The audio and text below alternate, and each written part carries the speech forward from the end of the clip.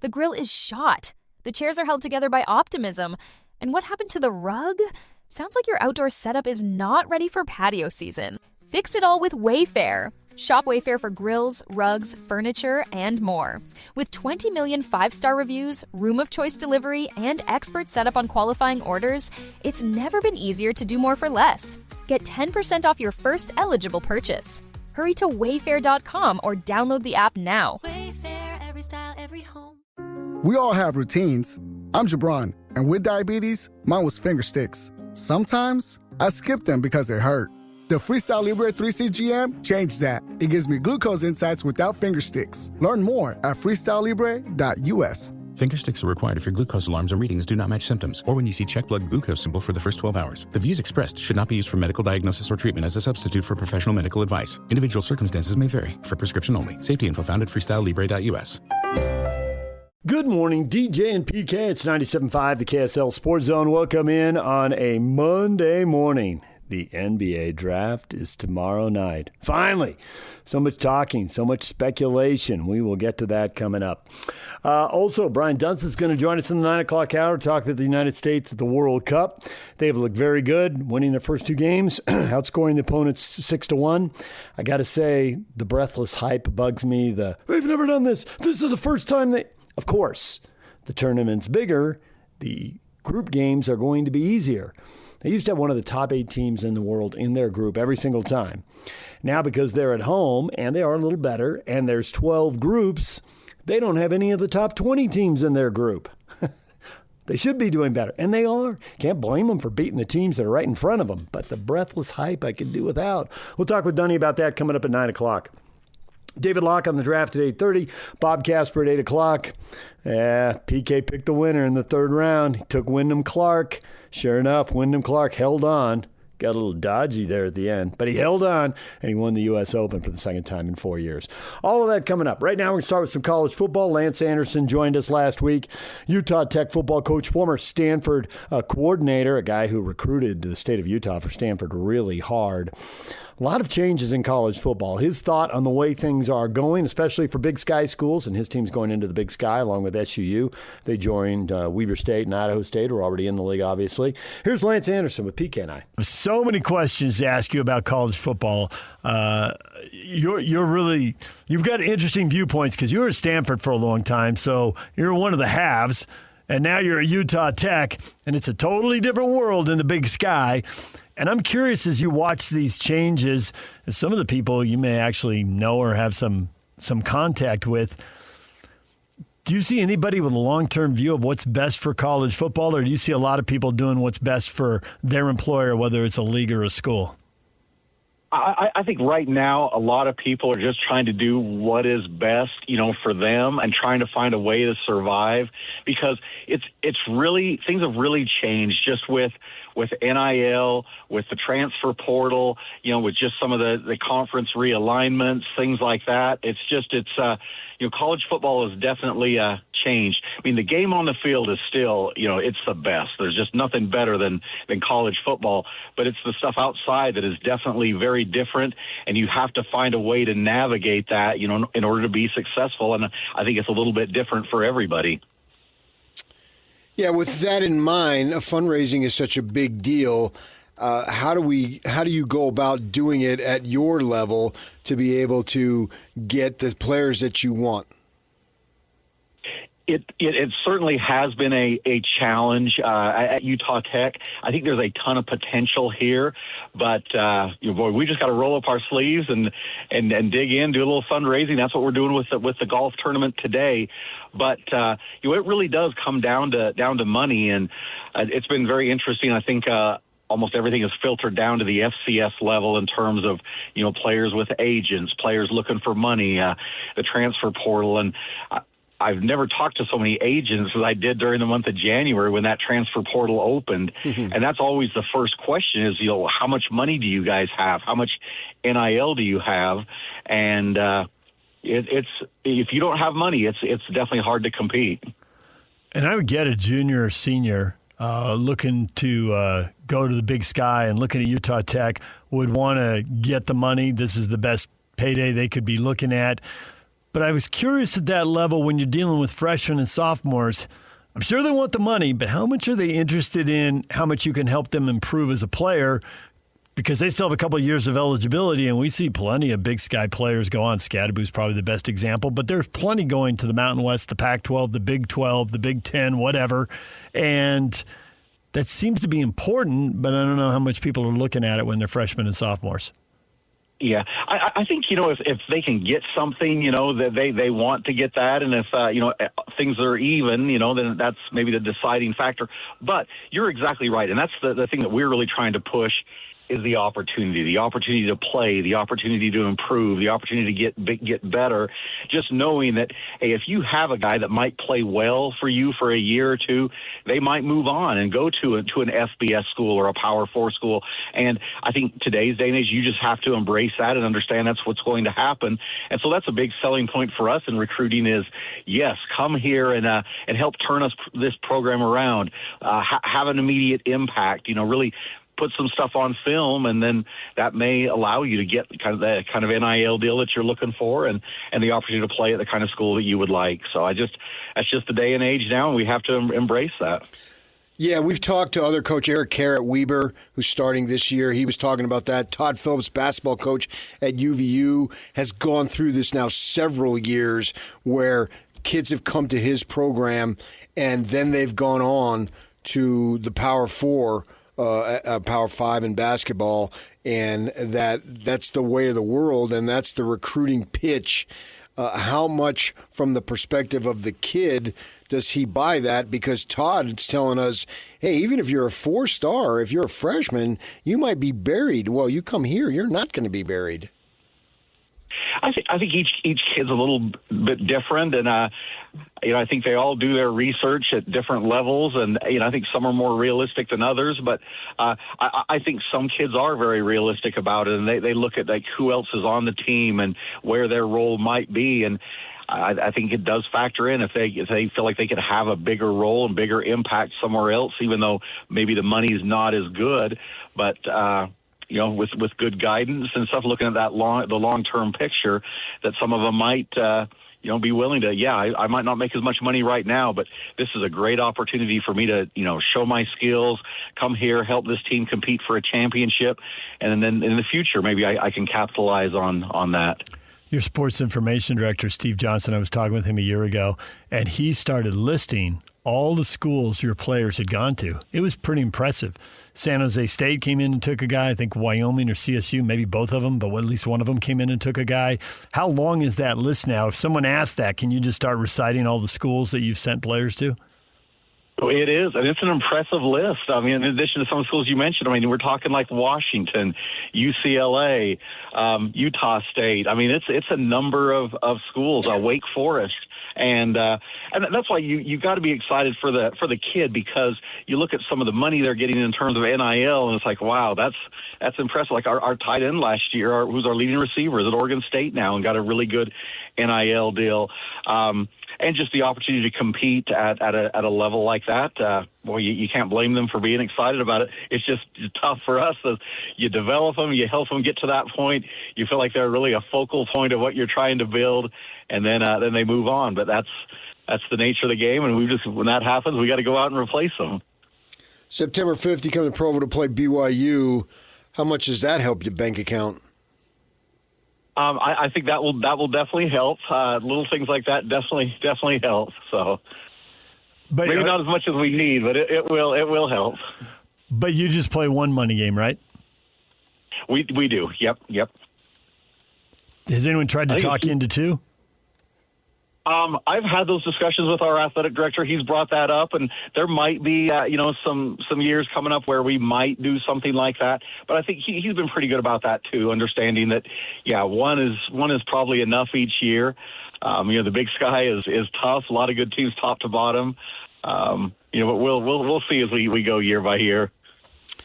The junior college player, it doesn't seem like that is as prominent anymore. And I know you're going to recruit Utah, you're going to recruit Nevada, you're going to recruit California, you're going to recruit Arizona. I have an Arizona background, and junior college in the Phoenix area football is all gone now. They don't even do it anymore. And that's terrible. It stinks for those kids that do not have that opportunity. How does that affect you, just a junior college player at your level? Because it seems like it's not as big of a deal as it used to be. You're right. As we go out, because we've still tried to target the junior colleges, just trying to find ways where maybe we can find maybe some talent that's being overlooked a little bit. Plus, you look at the junior college kids, and I think that's a good way to replace some of these transfers that we've been talking about, where these kids have some experience. They've played in games at the college level. They should be able to jump in and play sooner. And what we found going around a lot of junior college coaches have told us the same thing, that they're not getting the same kind of traffic or interest that they did, several years ago. So I think that could be a good way for us to maybe find some guys. Now there is, there's always the academic piece of that and the eligibility piece, and we've found that's been a challenge at times. But I think we can find some good junior college kids out there. We've got some on the roster. We've got a few coming in again this year that I think will really help us. Lance Anderson joining us. He is the head football coach at Utah Tech. It's a change for you. You're going into the Big Sky this year, and you're really embracing it, because in addition to BYU, it looks like you filled out your schedule with the teams that you weren't meeting in Big Sky games. Like a lot of leagues, it's gotten very big, and they don't play a complete round robin. So you just dove in and used Big Sky schools to finish the rest of your schedule. That's exactly right. So in addition to playing BYU, the rest of our schedule is all Big Sky teams. It's just our game against Montana, our game against Northern Arizona. Those don't count as Big Sky games. But yeah, the schedule is full of Big Sky teams. I think this is something that a lot of schools are going to do going forward, just where there's not a lot of other FCS schools out west. And I know our athletic director has mentioned to me that he's been in communication with a lot of other athletic directors in the league that, hey, if there's a year we don't play a Big Sky game, how about playing a non-conference game? So I think we're going to see a little bit more of this in our league. Since you've been in coaching for a long time, you build relationships wherever that may be, and it can literally scatter all over the country in terms of you guys knowing folks and so forth, particularly you. Have you been able to tap into that to help get players? I think so. During a lot of my coaching career, I've recruited in the state of Utah, and so I know a lot of high school coaches in the state. So I think that's been good. And we want to do a great job of recruiting in the state of Utah. I think high school football is really good in the state. I think the coaching is really good in the state. I know there's a lot of competition, with BYU, Utah State, and then you add Weber State and Southern Utah to that along with us. There's a lot of competition for kids in the state, but we want to get Utah kids, and I think those connections that I've got, or other our staff members, other connections they have, are definitely helpful in that recruiting process. Does that give you a little window into the world of NIL? Because I know there's a lot of smoke and mirrors as far as who has what, but have you been able to figure out what the range is as far as budgets in the Big Sky? None of it is exact, but just whether it's talking to high school coaches, other college coaches, like I mentioned, all the conversations with agents now, you start to get a feel of kind of, who has what and what other schools are offering. So we kind of have an idea of what we need to be shooting for. We got a lot of work ahead of us, but yeah, you kind of have an idea. And there certainly are. There's the haves and the have-nots. There's some schools in the Big Sky that are paying quite a bit of money, and there are, I think, other schools that are similar to us that just don't have a lot right now. But we know that's something that we need to build towards, because I just don't think that this is going away. I think NIL might be more regulated going forward at some point, but I don't think it's going away. So it's something we have to be prepared for. Every year we'd go down and cover Pac-12 media days, and I always enjoyed talking to the coaches. Now we'll do Big 12, obviously, here coming up.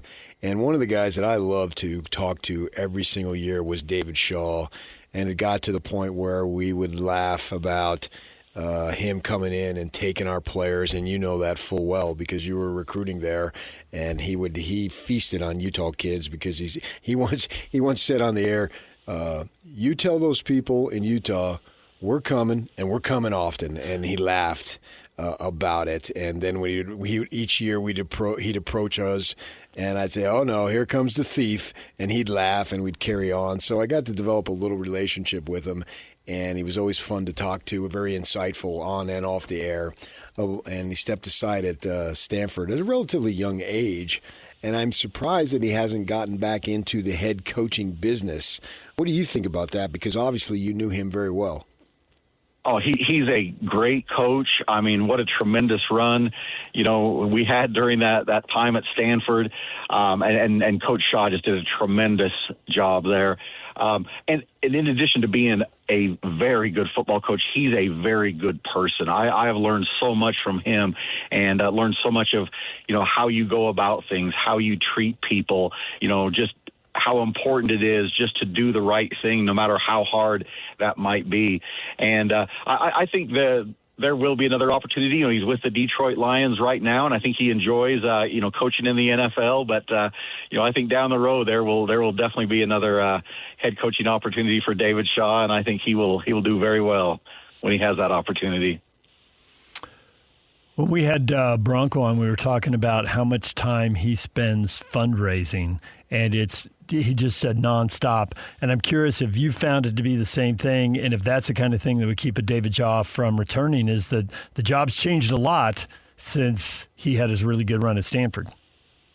Yeah, I think for David, just, some of our conversations, and I think that's why he decided to step away when he did. It was just with all the transfer portal, the NIL, some of the fundraising, and just, the arms race, things like that, where, one of the things that we really liked during that time at Stanford, that decade when we really had that thing rolling and we were one of the top programs in college football, was the continuity. You knew that you were going to get some great kids in there. You knew that you were going to have them for a while. You knew you were going to have a chance to develop those guys. And I think that's kind of maybe what drove him out, is just all those changes with the fundraising, with NIL, with the transfer portal, and always just trying to stay one step ahead instead of just being able to concentrate on football and developing young men and trying to get better. So it is certainly a challenge, and it's as a head coach, you just don't get to spend as much time on just the football part as you would like. You are torn in a lot of different directions. Well, I know you got a golf tournament to go to, and you have money to raise before you go back to St. George and having probably another golf tournament and more money to raise, because it's just nonstop these days. Lance, we appreciate it. It is. Yeah, right. We appreciate a few minutes. Thanks for hopping on the air, and good luck the rest of the day. Oh, thank you so much. Sure appreciate it, and I look forward to staying in touch with you guys. All right, there's Utah Tech football coach Lance Anderson. When we come back, we're going to Provo. College hoops. We'll hear from Rob Wright and Collin Chandler next. Stay with us. We all have routines. I'm Jabron, and with diabetes, mine was finger sticks. Sometimes I skip them because they hurt. The Freestyle Libre 3C GM changed that. It gives me glucose insights without finger sticks. Learn more at freestylelibre.us. Finger sticks are required if your glucose alarms and readings do not match symptoms, or when you see check blood glucose symbol for the first 12 hours. The views expressed should not be used for medical diagnosis or treatment as a substitute for professional medical advice. Individual circumstances may vary. For prescription only. Safety info found at freestylelibre.us. Ice Cube's Big 3 is back. The most competitive basketball league on earth is on CBS this Saturday. Big 3 All-Star Dwight Howard and the LA Riot take on Greg Monroe and the Dallas Power. Then Coach Rick Mahorn, Sensation Nazir Kaur, and the Detroit Amps look to protect home court against back-to-back MVP Michael Beasley and the defending champs Miami 305. The game played the way you love. Watch live Saturday on CBS at 4 p.m. Eastern, 1 p.m. Pacific, and catch replays on BET. Oh, yay, yay! Mom, can you tell me a story? Sure. Once upon a time, a mom needed a new car. Was she brave? She was tired, mostly. But she went to Carvana.com and found a great car at a great price. No secret treasure map required. Did you have to fight a dragon? Nope. She bought it 100% online. From her bed, actually. Was it scary? Honey, it was as unscary as car buying could be. Did the car have a sunroof? It did, actually. Okay, good story. Car buying you'll want to tell stories about. Buy your car today on Carvana. Delivery fees may apply. Good morning, DJ and PK. It's 97.5, the KSL Sports Zone. All right, BYU basketball. What are we, like 19 weeks away from the start of the season? I know. We got a whole summer in college football, but it's 19 weeks to hoops. So they're doing some of the summer workouts. They did some media availability. I always love it when teams give their fans a chance to connect. There's so little media availability in college and pro sports. It's unreal. So anytime anybody does something, I'm fired up about it because people aren't doing enough, quite frankly. But here they go. You want to hear from players, Rob Wright, Collin, Chandler on the new look Cougars. What's kind of been similar to what you thought BYU would be, and what's maybe different from kind of your initial impressions when you first committed back then? I think, well, there's a lot of differences. There's just, I feel like a different approach. There's a lot of, I feel like it's delegated a lot here. We're spending time with a bunch of coaches and learning from a bunch of different guys, which has been great for me. It's been fun, and being around these guys, and the work that they want to put in. I feel like we've had a lot of guys that just want to work, and it's been really fun. Aside from that, being home is a little bit different. Having family, friends has been great. Being home. I'll get the hard one out of the way, Rob. What intrigued the haircut? Honestly, I got into the chair not knowing I was cutting it all off. I thought I was going to just trim it up like the usual. And then I just told my uncle, who's my barber back home, just cut it all off and just restart. Collin, was BYU the spot you knew if you were going to go in the portal? Was that the spot you knew that you wanted to go to, or were there other options? Yeah, I mean, I loved my time at Kentucky. And so that was kind of my, if I was leaving Kentucky, it was going to be to come home to come play at BYU. So there wasn't any talks with any other schools. So I knew I was either coming home or staying there because I loved my time there and enjoyed it. So.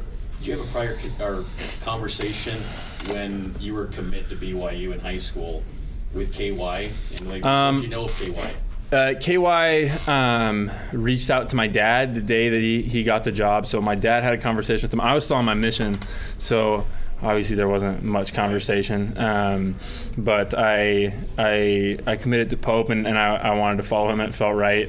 So I didn't have any conversations. I just committed to Kentucky, and that was what I wanted to do. Speaking of Kentucky, Rob, you went on a visit out there. Like, what was going through your mind? There were reports that you were already swaying back to BYU during that visit. Like, what can you say to that and that whole process? Well, the whole process, it was kind of moving kind of fast. With BYU, we was trying to get something worked out, but it just, the timeline and everything just wasn't coming together at the right time. So coaching them just encouraged me into the portal and just see my options. And then I did end up taking a visit to Kentucky, and I was there for a day. And the second day, I just came back to the airport because I just wanted to come back to BYU. That was my mindset the whole time. When you talk about getting a deal done, were there talks maybe in the season, through your representation to get something done? What was maybe not allowing it to get done? I believe there was. I mean, I wasn't in those meetings, so I really can't speak on it. But, I mean, it's all done now, so it's in the past. After losing to Texas, Coach Young was talking about surrounding you with shooters for the season. And obviously we know Collin can shoot, and got some other guys that shot the ball in a high clip in other leagues. And how do you feel about the shooters around you that you get to kind of play mates in this year? I feel super great and confident knowing that I got guys who can finish plays and make their own plays as well. I mean, I've known Tyler Betsy since I was maybe 15, 14, because he played with the Wrens, who was right up the street in New York. So I've been playing with him. I know he can shoot the ball well. I played Jake in college every year, so I know what he can do on the court. And then just adding a bunch of shooters, I think Coach did exactly what he said. What do you like about the way the roster's constructed, and maybe the guys that you guys have in the locker room? I know last year, kind of up and down season, didn't go as far as you probably thought you would, but what do you like about this year's team and what you guys have so far? I just like how fast we're gelling. I just think the group is coming together super fast. I think we're spending a lot of time together, and I think with the new day and age, just how the portal is and everything, it might be a new team every year, so just getting that chemistry early is the most important thing. What are you doing, maybe I know, as kind of the veteran on this team that's been through it? What are you doing to maybe help that gelling process and help other guys as they come in? I definitely had talks with KY, our strength coach, a lot of different coaches. I'm just trying to step into that leadership role. I mean, I had a great leader last year, Richie. And, I mean, he didn't get to finish the season with us, which you all could tell hurt us a little bit at the end of the year with the ups and downs, like you said. But I'm just trying to just grow as a leader and just keep growing and moving forward with that. In terms of the on-court play, you elevated your game tremendously last year. How you plan to elevate it this year? Definitely on the defensive end, I've been working super hard, just trying to lock in on that and just make that a strength. And then just finishing plays, making the right plays, and just when I get to the paint and get past my guys, just making the right decisions. What has it been like to play with the guy next to you? It's been super great, super dynamic. We played in runs together on the same team, and just seeing that he honestly surprised me with how talented he is. Because at Kentucky, I don't think he got to show his full capacity of what he could do. So I feel like this year he's definitely going to step into a lot bigger role and show everyone who he really is. Collin, has it been kind of surprising in your career, think back to your time at Farmington, you're now kind of getting labeled as a little bit as a shooter, but you're an all-around playmaker. Is that new for you to be now labeled as a shooter? Yeah, it's kind of funny. I mean, I think college has been a little bit that way for me. Is like I've just been trying to find a way to get on the court and play. That's, I think, the biggest thing. My freshman year, I was getting on the court to play defense. Never thought I would ever say that in my entire life. I was going on to guard and chase guys around screens and guard. And then my sophomore year, that was kind of the role I was put in. Something I excelled in was shooting, and really hasn't been my thing my whole life, really. And so, but those two things were things that I feel like were things that I needed to work on out of high school. And so, being able to excel in defense and get better at my shooting is going to help me to, I think, put that together with the other things in my game that I can bring and the role that I'm given here. So I'm grateful for it. Where do you feel like you can elevate your game here at BYU under this staff? I think I'll have a lot more opportunity to play off the bounce, to play off the dribble, make decisions. I think we got a few guys, obviously Rob, me, we got a few guys that can play off the bounce, and so that's going to be fun to get a bigger chance to do that and make plays that way. I know you guys are different players, but when you see a guy like Richie who pairs up with KY and just takes a huge leap, he's headed to the NBA now, does that give you confidence that you can make kind of a similar jump and become more of a complete player here? For sure. I think there's more examples. I think Rob is a great example too of games being excelled and being here at BYU and playing for KY. Richie is obviously a great example as well. And so, that's expected. Is that that's why people come here, is to become a pro, to excel your game, and that's, I think, what they do well here. I think that's what they pride themselves on, and so that's what I'm expecting. Rob, what can I give Cougar Nation a taste of what a guy like Nate Pickens can bring to the team and get a chance to see him last year? Definitely in the beginning of early practices when he was on the court, I mean, he's a tenacious defender. He can guard with the best of them, guard a lot of different ways, and he's super athletic. He's starting to get that athleticism back. I'm seeing him start to jump again and run, and it's just great to see because he's a great guy. He can shoot the ball well, like really well, off the dribble and catch and shoot. So I think Cougar Nation is going to get a big surprise when he gets on the court. Has Dean Boot been, is his face just everywhere? You saw like the fans, Rob and Collin, you probably maybe seen the video just when you beat Iowa State and then everybody just comes down. Like, what is it like having him and how people just gravitate towards him? It's just great. I mean, I think every great team needs an energy guy, and he's for sure going to be that guy every single day. Rob, how beneficial has it been to have a second year where you're at the same place, the comfort level, it's not learning a new environment? How much do you think that can help grow your game this year? I think it can help a lot. I mean, obviously that was a big goal of mine. So I wanted to stay here and just be able to be comfortable in a new situation, not really have to restart all over again. So that was really big when I was making my decision. And I'm honestly I feel great. I mean, I'm happy to be here. What was the biggest lesson you learned from last season? Really just you're going to go through adversity and just you got to persevere through it and just stay together as a group. Everyone's probably not going to be on your side, so you just got to be tight together and just go out there every day with the same mindset, just to keep getting better. 3 more questions. KY talked about how maybe last year's locker room was maybe a little bit just quiet personalities.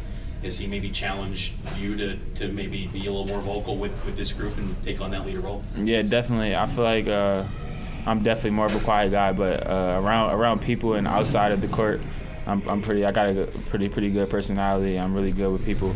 So he just encouraged me to just bring that on to my teammates and just show that side of me with everyone. more questions. What are you guys looking to accomplish here in these summer practices? Collin, we'll start with you. I think there's a few things. One is chemistry, trying to build a culture, which I think is something we've started from day one, is a culture of work and energy and excitement around the work, because that's the biggest thing, is the work. And so if we're all excited about it, that's a big thing. Two is learning how to play together, learning like kind of the vision that the coaches have for us on the court. And so I think these first 2 days have been great in kind of seeing what's in their minds and putting that on the court, and then learning how to do it together, I think, are two huge things that we're focused on. I feel like Collin hit all the key points, but I would just add just to come together as a group and just be on the same page and just keep bonding and gelling together. Last question. Big 12 schedule came out. Thoughts on being able to play Kansas in the Marriott Center later this year? Yeah, I'm excited. I've never played Kansas. Obviously, a program with a lot of history, but I'm excited about it. I think BYU's had some great games with Kansas as I've been growing up, or in these last few years, and so I'm excited to keep that going. All right, there's Rob Wright and Collin Chandler. We'll take a break. When we come back, we'll hear from BYU head coach Kevin Young next. Stay with us. We all have routines. I'm Jabron, and with diabetes, mine was finger sticks. Sometimes I skip them because they hurt. The Freestyle Libre 3C GM changed that. It gives me glucose insights without finger sticks. Learn more at freestylelibre.us. Finger sticks are required if your glucose alarms or readings do not match symptoms, or when you see check blood glucose symbol for the first 12 hours. The views expressed should not be used for medical diagnosis or treatment as a substitute for professional medical advice. Individual circumstances may vary. For prescription only. Safety info found at freestylelibre.us. Hey there, it's Wayfair here, where delivery and setup are as easy as a few taps on your phone. You're relaxing in an old hammock, scrolling Wayfair's app, when you spot it, a brand new patio set. Next thing you know, Wayfair delivers it right to your patio and sets it up. Oh, you need a new grill too? All right, Wayfair's got you covered. With Wayfair's room of choice delivery and fast expert setup on qualifying orders, life gets a little easier. Visit wayfair.com or the Wayfair app. Wayfair, every style, every home. Ice Cube's Big 3 is back. The most competitive basketball league on earth is on CBS this Saturday. Big 3 All-Star Dwight Howard and the LA Riot take on Greg Monroe and the Dallas Power. Then Coach Rick Mahorn, Sensation Nazir Kaur, and the Detroit Amps look to protect home court against back-to-back MVP Michael Beasley and the defending champs Miami 305. The game played the way you love. Watch live Saturday on CBS at 4 p.m. Eastern, 1 p.m. Pacific, and catch replays on BET. Yay! Hey, sweetie, your mother showed me this Carvana thing for selling the car. I'm going to give it a try. Wish me luck. Me again. I put in the license plate. It gave me an offer. Unbelievable. Okay, I accepted the offer. They're picking it up Tuesday from the driveway. I haven't even left my chair. It's done. The car is gone. I'm holding a check. Anyway, Carvana, give it a whirl. Love ya. So good, you'll want to leave a voicemail about it. Sell your car today on Carvana. Pickup fees may apply. Good morning, DJ and PK. It's 97.5, the KSL Sports Zone. Coming up in the next segment, what is trending? We will get to a weekend full of championship golf, World Cup soccer. The draft is coming up tomorrow night. But right now, Kevin Young, BYU basketball coach, meeting with the media as he puts his team together for the coming season. Here's Kevin Young. So how would you describe these past 3 months of roster construction now getting here to summer practices? Every year is different. Every off season's been different. This one's been, probably the most Wild West of them all. Just the landscape, things like that, which have made things just different. But in terms of where we've landed on things, I really like the guys we've brought in, just in terms of their character, how they fit into the program. Just the team chemistry is really building from the guys we've brought in. So.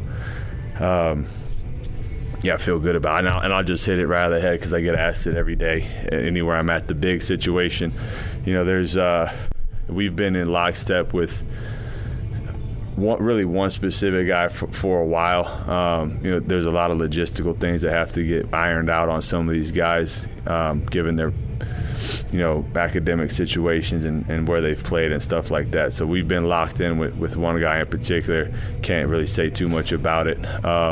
And then there's also other things that are going on as well. So I appreciate the enthusiasm of the fan base in terms of wanting to have interest in the roster. But that's where that part stands, as it relates to the last couple of months, just in terms of, positionally across the board. But then also, and this is obviously the challenge of coaching in college, is now you're on to the 27 class and even the 28 class. And so, I have a great staff that keeps me locked in with all the events and who I need to be looking at and who I need to be speaking with. And so it's just been a busy couple months. Stylistically, what do you want that center to play like? I mean, the past 2 years, Cato, you guys have had a lot of success, and he was only 6'6" measured into the G League Combine. Just what changes do you want at that spot going forward with this roster? Yeah. Obviously a little bit more size would be good, but more than that, for me, it's just a skill set. Kaba was really good with Yegor, was really good, with AJ, had its moments with Rob, trying to pair Rob up with, maybe someone that can play away from the basket a little bit more. Not just shooting, but just functionality-wise, DHOs, pocket passes, things like that. But then still be able to be a lob threat. And obviously, we've been going after something very specific at that position. So we've casted a very wide net there and looked at a lot of different things. And so I think there just quite frankly has been some misreporting on who we're actually involved with and who we're not and stuff like that. So like I said, I feel good about where we're at in the process, and we feel like we've identified the type of player that we want to pair, not just with Rob, but with this group in general. And so, like I said yesterday, I hope that in short order there's some stuff that we can get out there at some point. Speaking of Rob, how critical was it to get him back? Yeah, no, it's huge. Rob's I really just, I enjoy coaching Rob. He's a great young man, number one. Number two, I said it a few months ago, but I think he's going to be the best point guard in college basketball as we enter this next season.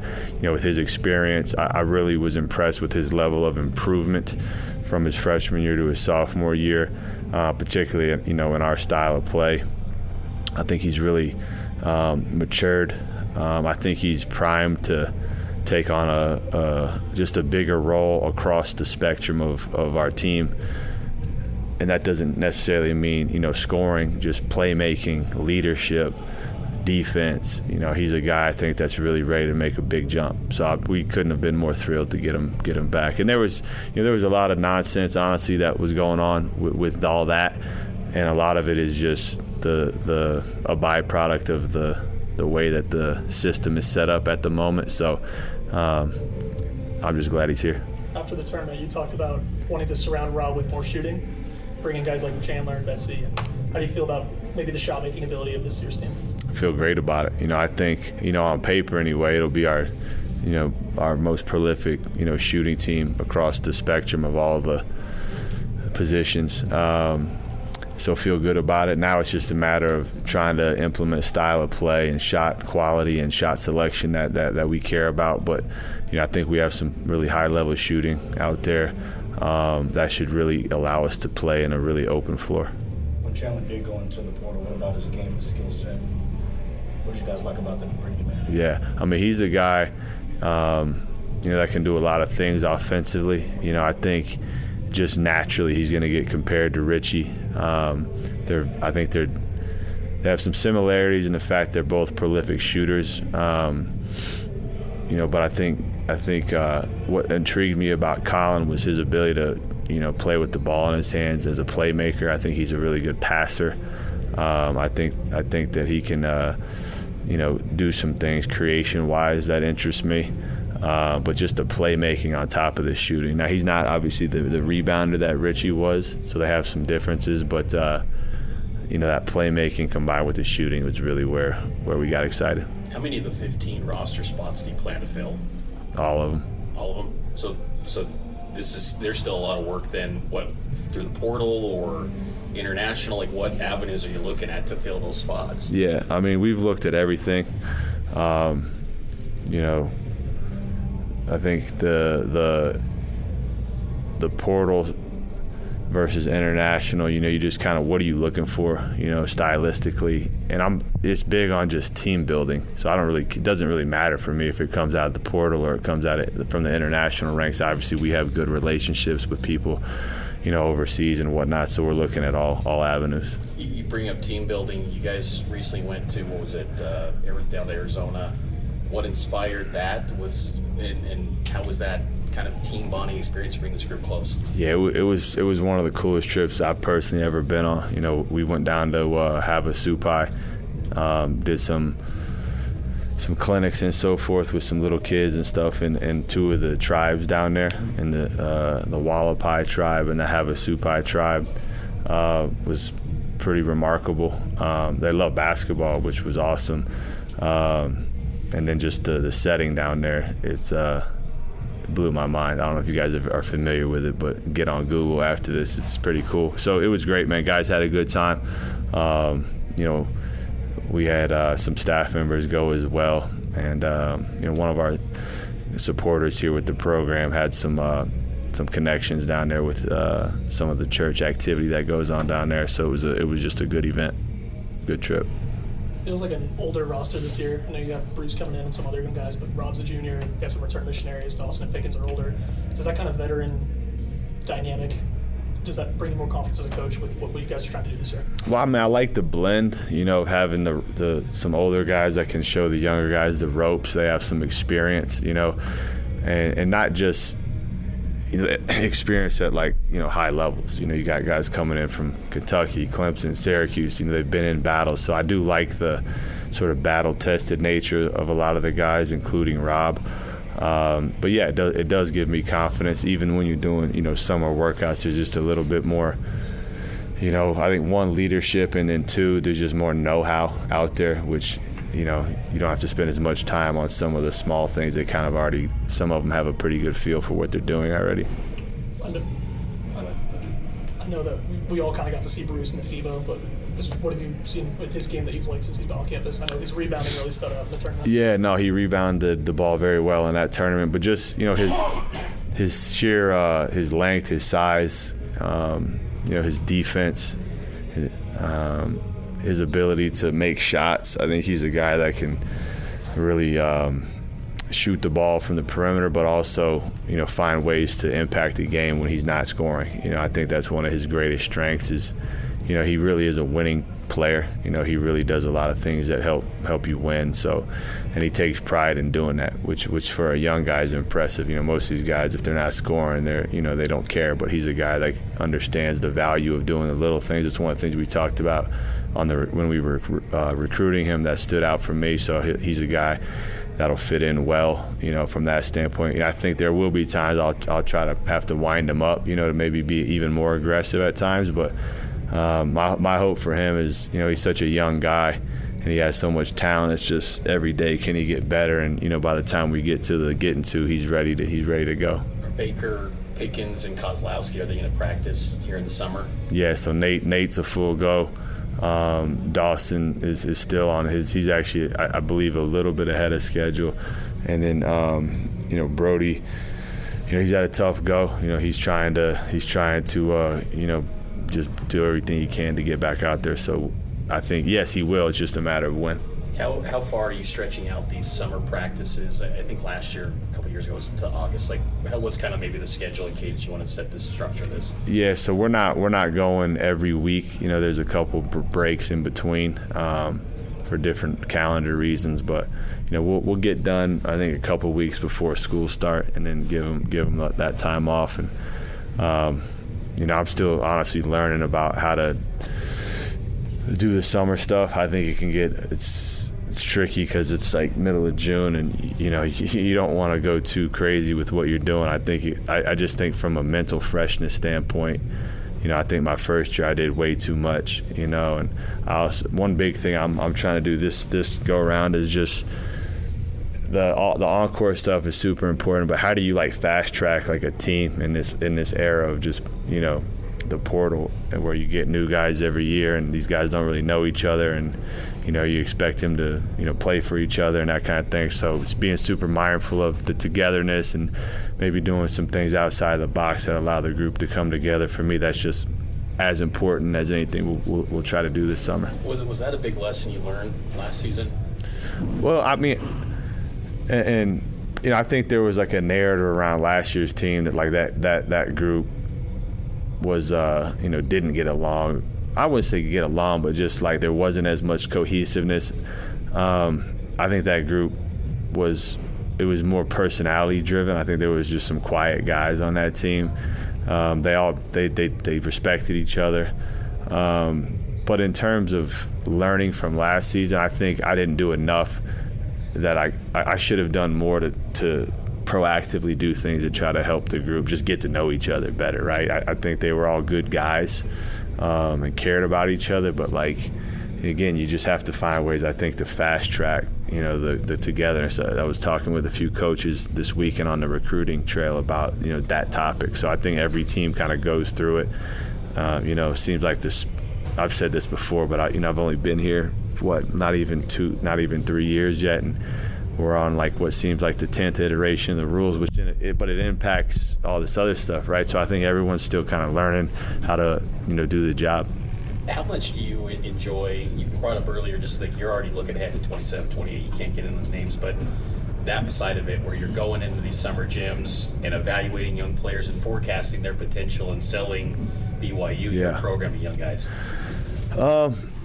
It's interesting, it's definitely interesting. I like seeing the guys in these different settings, so far I've been to, the shoe circuit stuff. Then there was a high school tournament down in Arizona where they're playing with their high school teams. And there was a top 100 thing where the NBA PA puts on where it's more, they're not really with any team. It's just the top players. So you get to see them in these different environments, and sometimes you can learn different things about these kids based on, these different situations you see them in. So I do like that.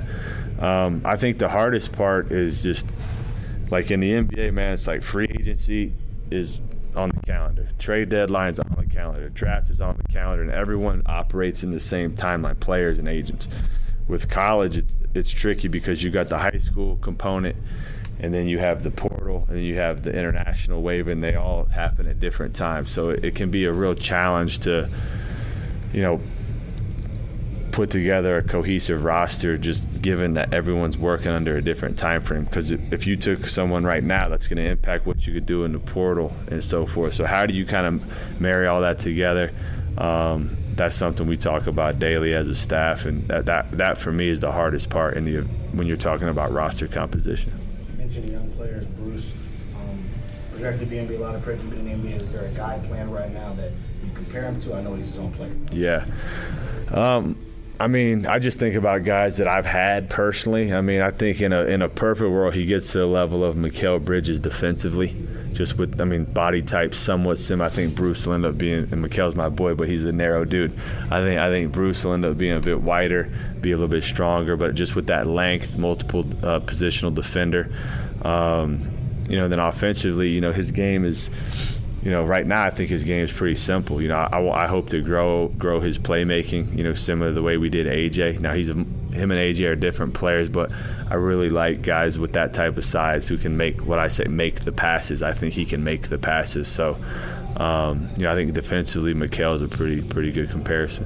What are you seeing from Dean Ruckert, and how do you see him in his potential? Man, he's been super impressive with his motor. Like, he just is a guy, you could have him in there for 10 hours a day and he wouldn't blink. He's just been really impressive with his work ethic.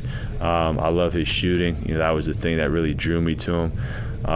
But you're also talking about a 6'8" legitimate athlete as well. So I think the sky's the limit for Dean, honestly. He's a young kid that is barely scratching the surface, but I was really impressed with him when I saw him last summer at the Nike circuit that they played in. He was playing against all, Tyron Stokes and all these other guys, and he more than held his own in that. So that got me excited. And again, it goes back to what I said about seeing these guys in different environments, right? You see him at Temp View, he's playing with all his high school buddies and they had a fun team and all that. And then you see him playing against the EYBL circuit, and it's like, okay, man, so I'm super high on Dean. With all young players, I just hope that, they understand the patience required to get to the level that they ultimately can get to. He's a young man, I think, that understands that, but, he's a guy, I think, a couple summers down the line, like we're sitting here on pins and needles talking about Richie in the draft, like I could see, him and a few others in that gym having the same level of excitement for their, hopeful NBA careers one day. But I'm really high on what I've seen out of Dean so far. What would you for this program to potentially have the number one pick next week? And do you really care about if he's a number one pick, or maybe would you kind of selfishly like him to stay in Utah?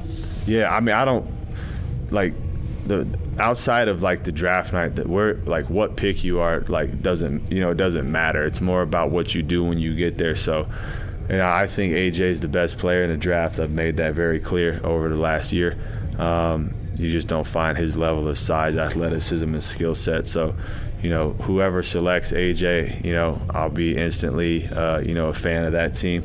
I love AJ. I love coaching him.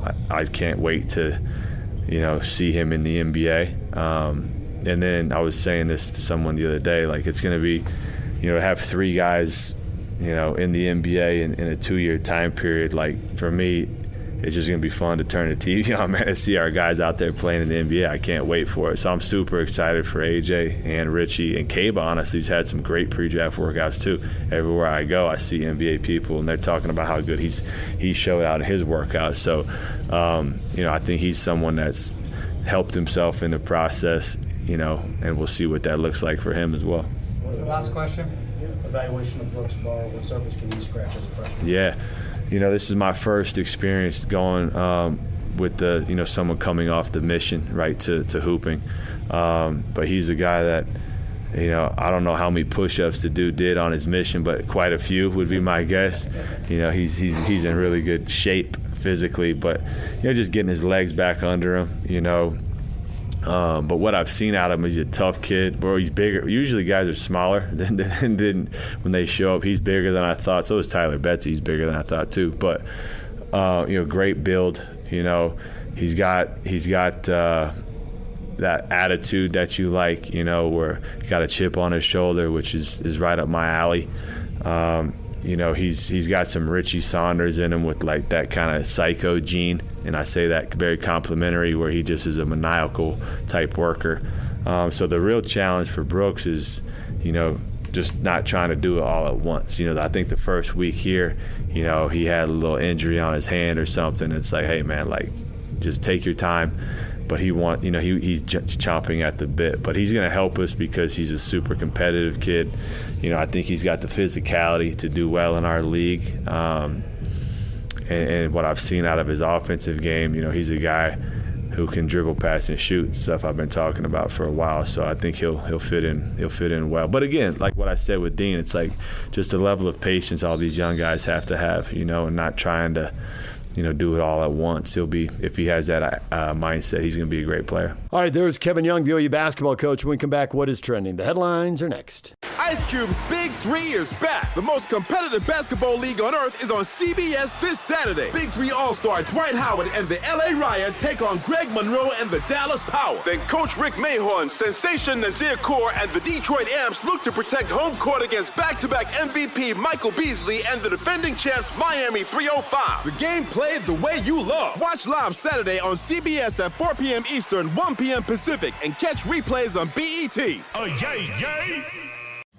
I sold my car in Carvana last night. Well, that's cool. No, you don't understand. It went perfectly. Real offer, down to the penny. They're picking it up tomorrow. Nothing went wrong. So, what's the problem? That is the problem. Nothing in my life goes as smoothly. I'm waiting for the catch. Maybe there's no catch. That's exactly what a catch would want me to think.